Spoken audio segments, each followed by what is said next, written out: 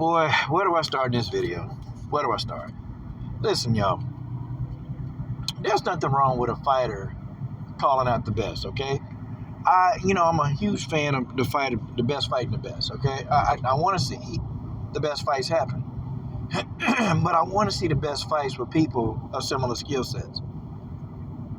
Now, there'll be some Boots Ennis fans that come on here and be like, oh, man, they scared of Boots. Bud Crawford and Errol Spence, they're not ducking Boots Ennis, okay? And I know some people will come up and say that dumb shit. They'll come up and say it.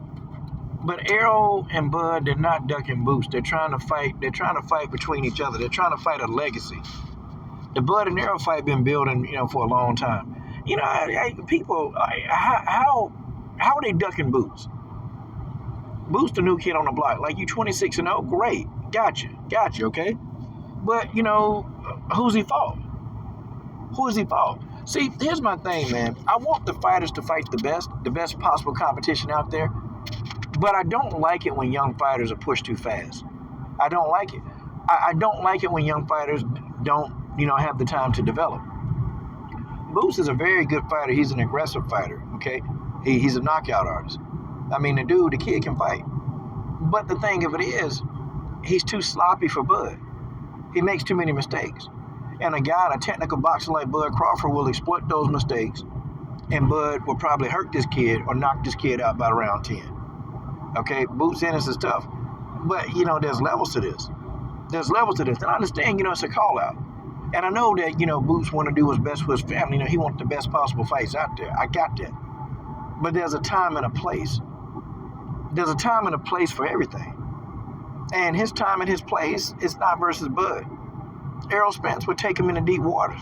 I mean, if he ain't been past the 6th round, I tell you what, if he fight Errol Spence or Bud Crawford, he gonna go past the 6th round. They gonna take him into deep waters and they gonna drown him. And could you imagine, Errol Spence Jr. hitting his boy with body shots for 10 straight rounds? I mean, could you imagine Errol Spence hitting this dude with body shots for 10 straight rounds? I just see Boots Ennis right now. He's a good fighter, but he make a lot of mistakes, man. And two, very, very experienced fighters like Bud and Errol, they're going to capitalize on his mistakes. Bud is a little bit more elusive.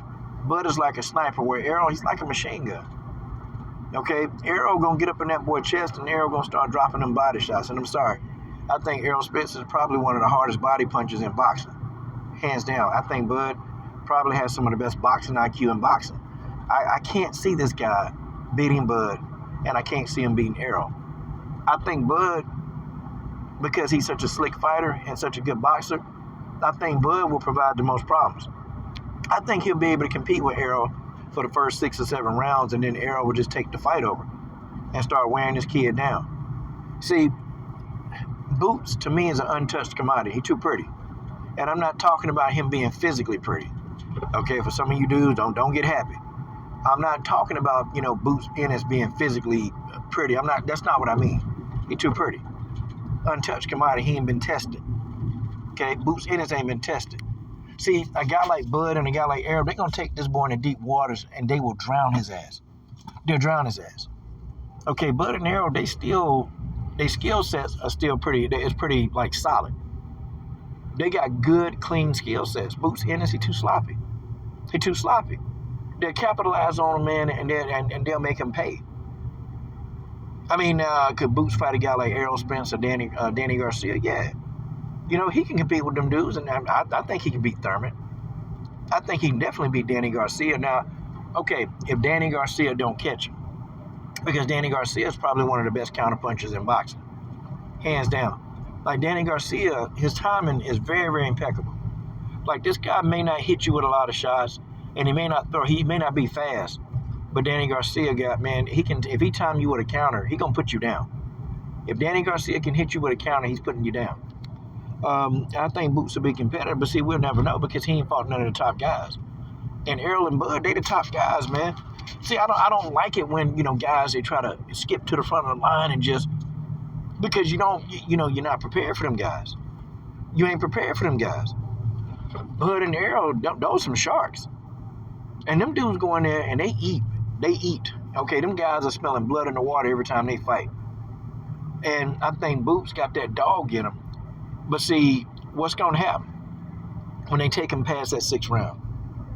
Okay, well, I mean, yeah, tell Errol all you want to.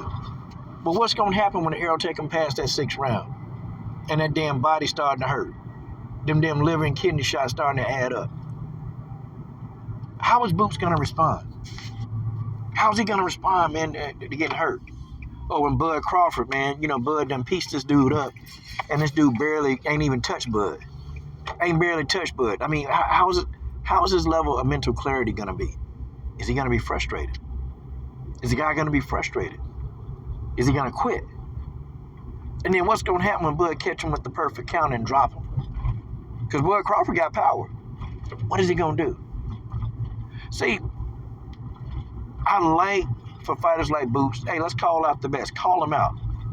But let's do it when the time is right. Let's do it when you're ready. When you're ready. I mean, you got to, it's steps, it's levels to this. Bud and Errol, they're on a completely different level. Boots is on a whole nother level. He's on a level lower than those two. I mean, I watched Boots fight. Okay, I mean, he put his hands on you, that's it. Okay, if he catch you cleanly, this boy can knock you out. But what's going to happen when you catch Bud Crawford cleanly and he don't fall? What's going to happen when you catch Errol Spence over and over and over cleanly and they don't fall? They still standing right in there, having the same dog that you got. See, Bud and Errol, they've had their share of good fights. And I'm not saying like their resumes are the best, but they've been in at least one fight where they had the war. Like, it was a war. Bud Crawford, when he fought Sean Porter, okay, Bud had to dig deep in that fight, and toward the end of the fight, Bud took the fight over. When Errol Spence fought Sean Porter bought that dog out of him, man. He bought the dog out of him. Like, Bud and Errol, they got a whole nother gear, man. When these guys are getting hit, they got a whole nother gear. It's like they take that and they step this shit up. They step it up. But this dude, I don't know. See, the verdict is not out on Boots yet. He ain't been tested. You got to get levels, man. There's levels to this. And Bud and Errol, they're not thinking about this guy right now. And who the hell is this big mouth ass dude? Who the hell is this dude right here? Looking like he done smoked like a ton of crack before they put his ass on camera. What's this guy? Boots can't talk for himself? I mean, Boots in the background chilling, and man, come on. You know damn well, man, Jaron Boots Ennis ain't whooping them guys' ass. And they not worried about the guy. No, man. Nah, bro. Bud and Errol, they're fighting for legacy. They're fighting for legacy. And I'm sorry, Boots, you ain't done enough real work. I don't think you've done enough real work, sir. I mean, but keep on pushing. They're not going to fight you. And it's not, they ain't ducking you. It's just how things work. So go ahead, yeah, call them out all you want to. They're not going to fight you, bro. You bring nothing to the table. You see, here's the problem with boxing. Here's that problem. You get these young guys when they're real young, they're hungry. They call out everybody. But as soon as they get some belts or as soon as they get a little bit of prestige, they start picking and choosing. Every fighter that I've seen, maybe except for Deontay Wilder, that's what they've done. When they're young and hungry, when they're in their early 20s, oh man, I'll fight anybody. When I become champion, I'm gonna fight whoever want to fight me. But then that's never the case. So Boots, you gotta earn your stripes. You gotta pay your damn dues, bro. You ain't done enough in the sport. I'm sorry.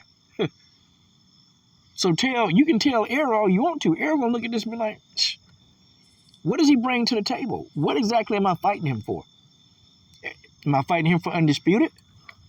Am I fighting him to be the number one pound for pound fighter in the world? Like, what does Boots Ennis bring to the table?